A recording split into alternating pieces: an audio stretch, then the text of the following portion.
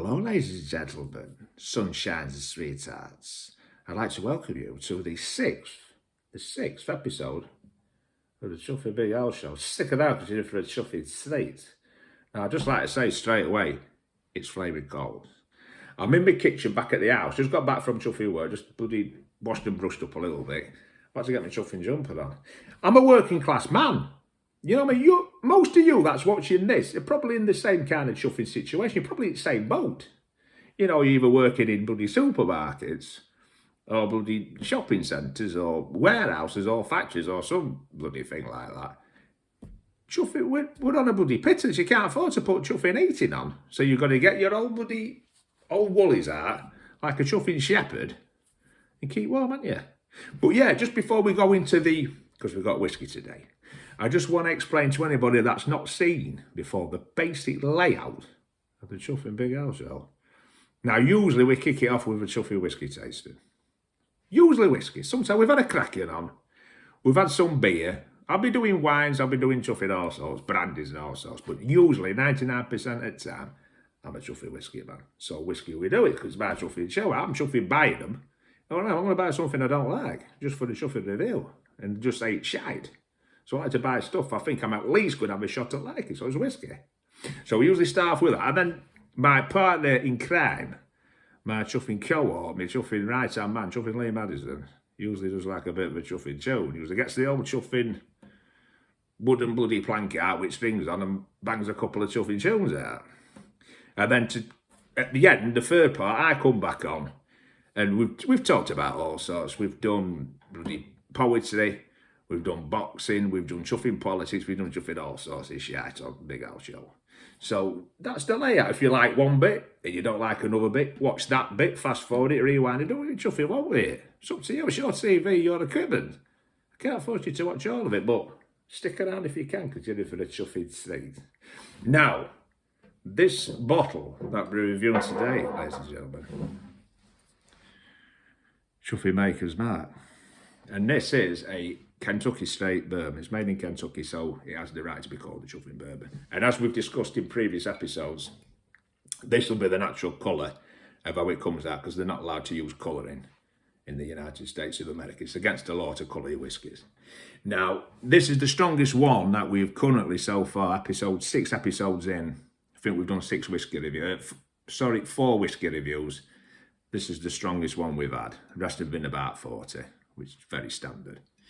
Now, the story behind this is the guy that got me into it, because I was like every bugger else. I mean, I started off supping bells. But then I remember having one called Old Huckleberry. And then you get into your Jack Daniels and your Jim Beams. Well, I got an old mate, not seen him for a while, but it'd be nice to get back in touch with him. So if you're listening, Dino, get in touch. It's not a chuffing problem, I'm here. I'll be over under blowing me old son. Dino got me into this one, the Maker's Mark. He said it was a good one. Now, each bottle, after it's been filled up with the old chuffing elixir of chuffing life, tip it upside down, into some chuffing hot wax. So they're all unfinished. And it's a rather beautiful thing that you get going off. It's a woven red tapestry. It's very enticing. It makes you want to chuffing cracking and get chuffing gulping. You know what I mean? But a little story before we open this up and see what it's all about. An old story about my mate Dino. Now, me and Dino, way back when we were both single, everything. He's married now, I'm married now.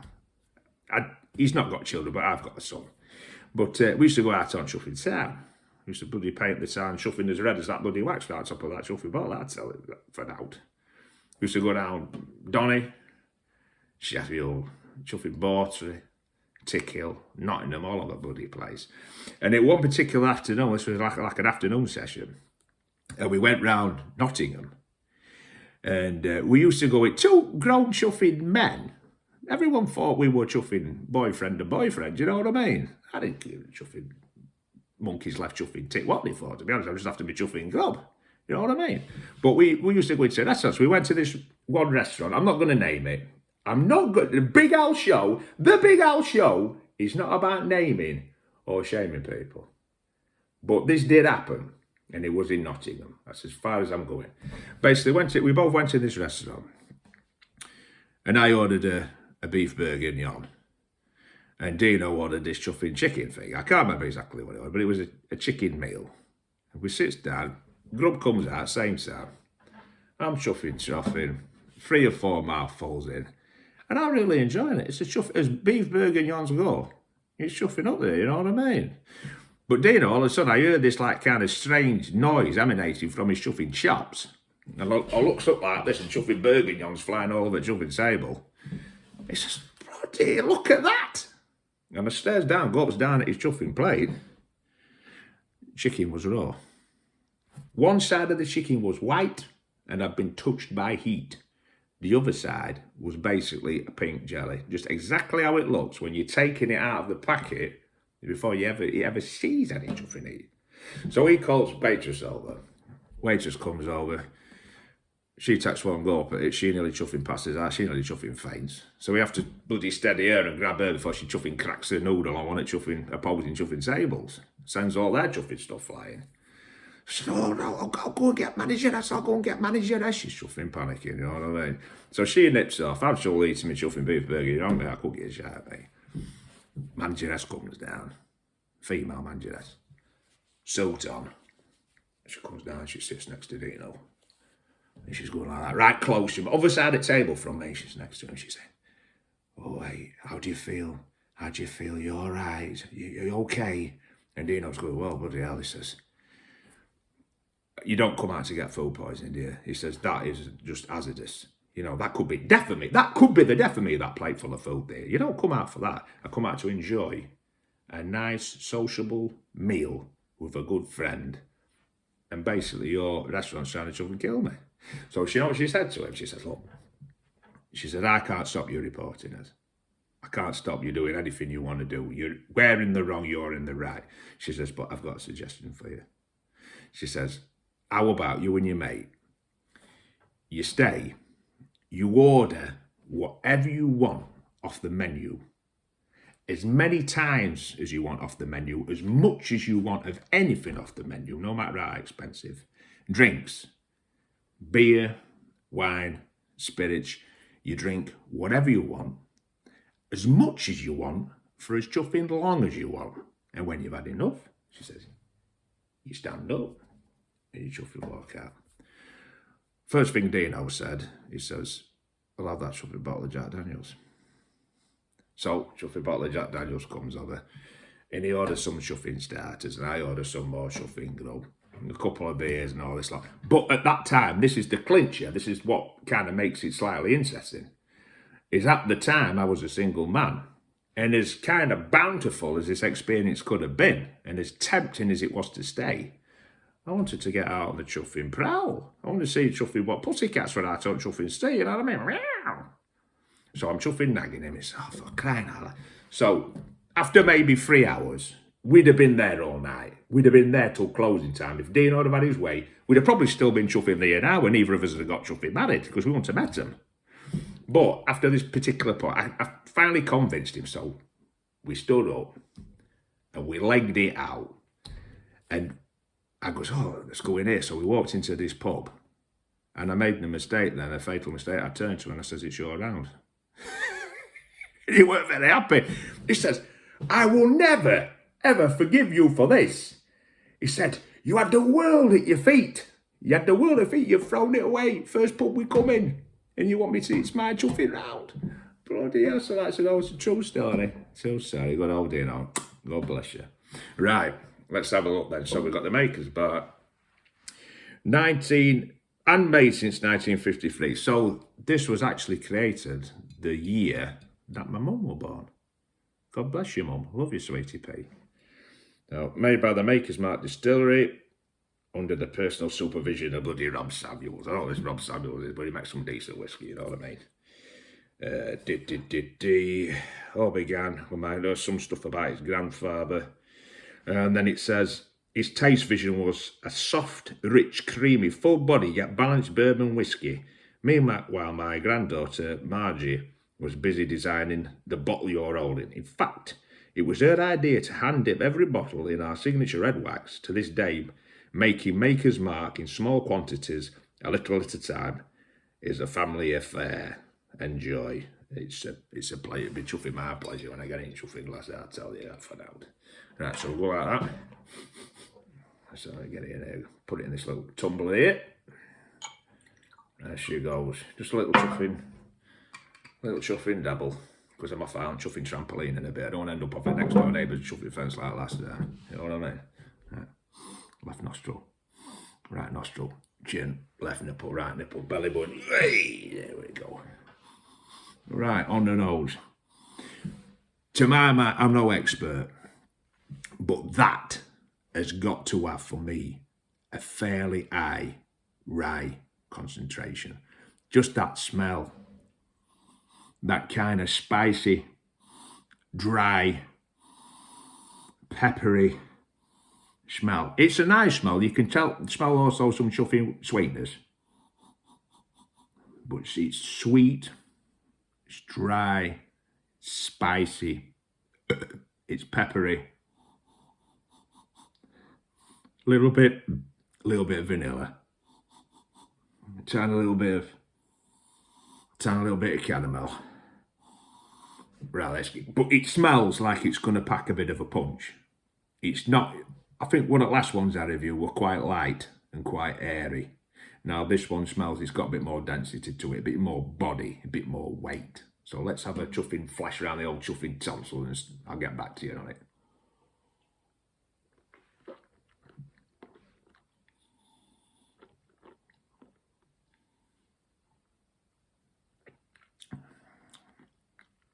It's good.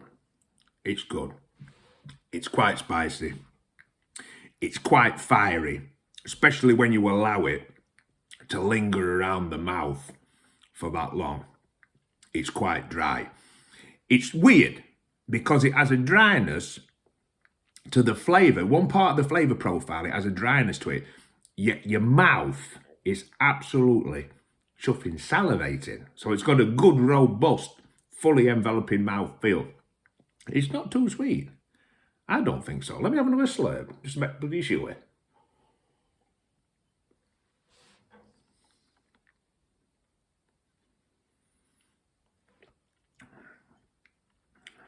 Definitely high rye content. It's not overcomplicated or anything like that. It's not over anything, but it's not boring either.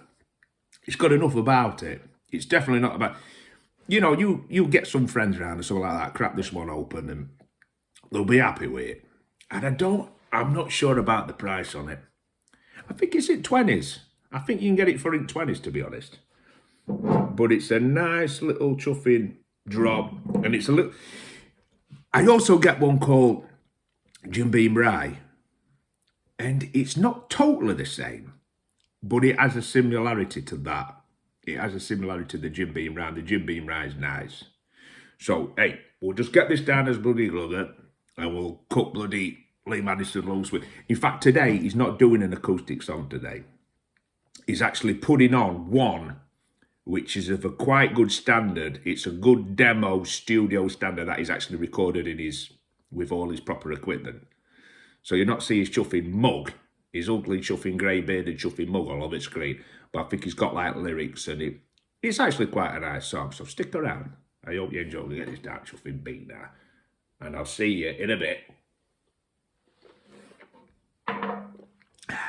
for chuffing round 3. See you, sweetie pies.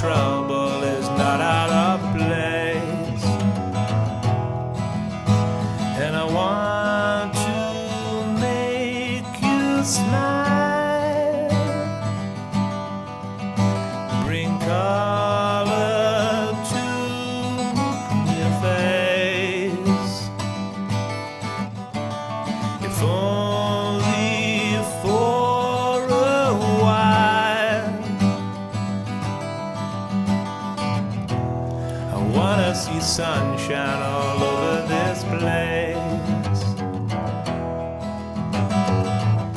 She's a unruly river, crashing waterfall. She knows I come running every time I hear her calling, and she causes frustration. She brings tears to my eyes, but I've gotta admit it, I can't help but love her blind. She will not leave me be. Oh no, I said no, and I fallen out my tree again.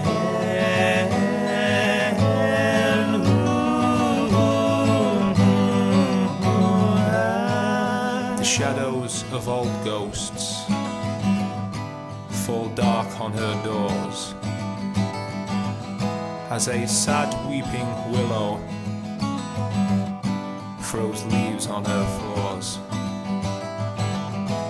Each wave of emotion that breaks on her shores tears heart from her body, gives her reason to pause.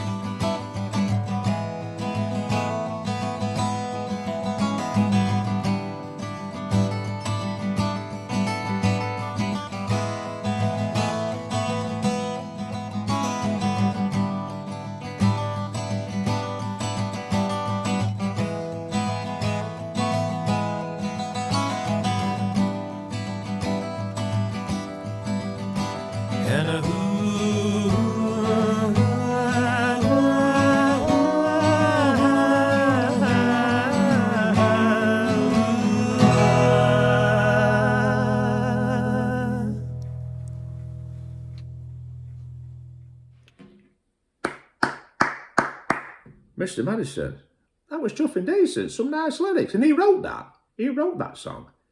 Keep it bloody up, you're improving, my friend. You are improving. Credit where credit is due. Now, for the third part of the show, we've done a bit of this, we've done a bit of that, poetry and stuff in past. We're going to do a chuffing joke. And the reason we're going to do it is the first time, because I mentioned my friend, my old acquaintance, my old mucker, Chuffing Young Dino, earlier on. He got me to kind of chuffing ruminating. Now, he told me this joke. Third time I ever met the guy, we was in Borsey, and he told me this joke, and I fell about chuffing laughing. I thought it was really chuffing good. But a lot of people don't like it. I personally, since I've heard it, I've told it to 10 people.